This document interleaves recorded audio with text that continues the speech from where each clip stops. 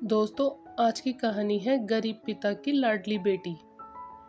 एक बार वह गरीब व्यक्ति अपनी बेटी को उसके स्कूल से लेकर शहर के एक महंगे होटल में पहुंचा।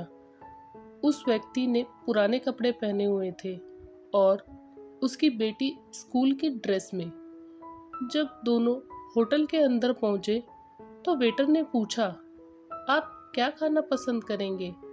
तब उस व्यक्ति ने कहा कि आप मेरी बेटी के लिए एक प्लेट पाव भाजी लेकर आ जाइए बस।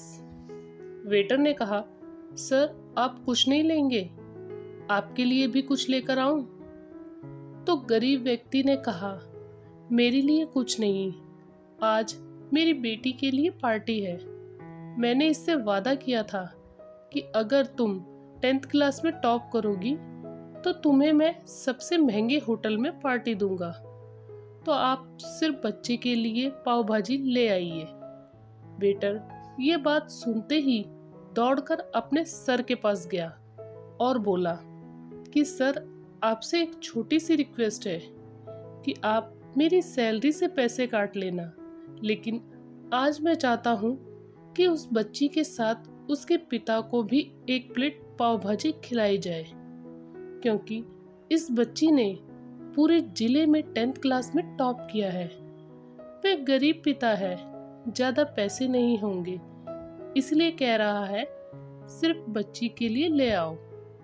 होटल के मालिक ने जब यह बात सुनी तो मुस्कुराते हुए बोला, तुम उसके पिता के लिए भी पाव भाजी लेकर जाओ और पैसे मत लेना, और ये थोड़ी पाव भाजी पैक करवा कर भी ले जाओ और 2-3 किलो मिठाई भी लेकर जाओ, और उनसे कहना ये पार्टी होटल की तरफ से है।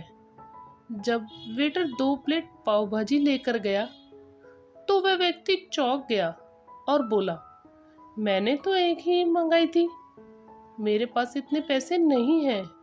वेटर बोला, आप टेंशन मत लीजिए, ये पार्टी होटल की तरफ से है। आपकी बेटी हमारी बेटी ने टॉप किया है, ये मिठाइयाँ लेकर जाइए और खुशी मनाइए। पिता और बेटी खुश होकर चले गए। उस गरीब पिता की बेटी अब कलेक्टर बन चुकी थी और इत्तेफाक से उसी शहर में उसकी पोस्टिंग हुई थी। उस लड़की ने उस होटल में सूचना दी कि मैं उस होटल में लंच करने आ रही हूँ। होटल के मालिक ने जब ये सुना तो होटल को पूरी तरह सजवा दिया। गांव में यह बात पूरी तरह फैल गई। कलेक्टर अपने पिता के साथ होटल में पहुंची। कलेक्टर ने होटल के मालिक से कहा कि शायद आप मुझे पहचाने नहीं, मैं वही बच्ची हूँ जो कि हमारे 10th क्लास में टॉप करने पर आपने मुझे पार्टी दी थी।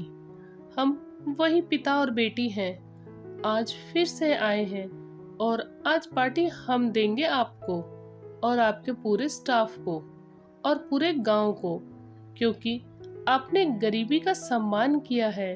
आपने उस दिन जो पार्टी दी थी मुझे बताया कि मुझे और कितनी ऊंचाइयों तक पहुंचना है। आपने उस दिन एक नई प्रेरणा दी थी और आज मैं उसी प्रेरणा का एहसान चुकाने आई हूँ। ये सब बात करते करते मैडम की आंखों में आंसू बहे जा रहे थे। दोस्तों, ये कहानी हमें यह सिखाती है कि कभी भी किसी की गरीबी का मजाक मत उड़ाना, हो सके तो उसकी मदद करना। दोस्तों, आपको ये कहानी कैसी लगी हमें कमेंट करके ज़रूर बताएं।